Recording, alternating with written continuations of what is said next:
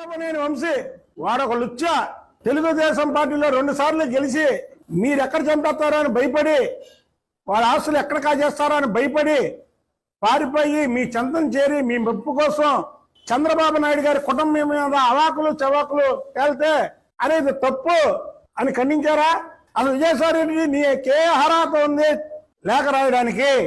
నీ ఇంట్లో నీ పక్కన కొడాలి నాని అనే ఒక పిల్లి, వల్లభనేని వంశీ అనే ఇంకో పిల్లి, ఈ 2 పిల్లిలు అటు ఇటు కూర్చొని లోకేష్ బాబు గారు ఏదైతే విద్యార్థులతో జూమ్ మీటింగ్ నిర్వహిస్తే ఆ జూమ్ మీటింగ్ లో నీ సారథ్యంలో ఈ కొడాలి నాని వల్లభనేని వంశీ జూమ్ మీటింగ్ లోకి వస్తే ఖండించలేదే.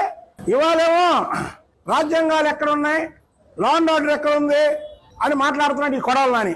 అరే ఒక్కరోజుకైనా, ఒక్కరోజుకి ఎలాగైతే ఎలాగయా? మేము పోరాటం చేయలే ప్రతిపక్షంలో మా మీద దాడి జరగలేదే? పిన్నెల రామకృష్ణారెడ్డి మాటల్లో దాడి చేయించాడే, మేము భయపడలేదే? అయినా అసలు నీ మీద దాడి ఎక్కడ జరిగిందా? చేయమని ఎవరికి చెప్పట్లేదు. దాడుల్ని మా పార్టీ నాయకులే దాడులు చేయొద్దని చెప్పారు. ఈ రాష్ట్రంలో ఏదో అయిపోతుందని కేంద్రానికి చూపించడం కోసం ఈ ముసలి నక్క విజయసాయి రెడ్డి పక్కన ఒక 2-3 ఎంపీలు చోటా మోటా ఎంపీలు వేసుకొని రాష్ట్రంలో ఏదో జరిగిపోతుందని రాష్ట్రానికి చూపించడం కోసం ఒక ప్రెస్ మీట్ పెట్టాడు నిన్న. వీళ్ళందరూ ఉండగలరా? ఇవాళ ఈ రాష్ట్రంలో కాదు, ఈ భూమి మీద ఉండగలరా? వాళ్ళది ఆ సిద్ధాంతం కాదు, దెబ్బకి దెబ్బ అనే సిద్ధాంతం కాదు వాళ్ళది. కాబట్టికే ఓర్పుగా ఉన్నారు అందరూ.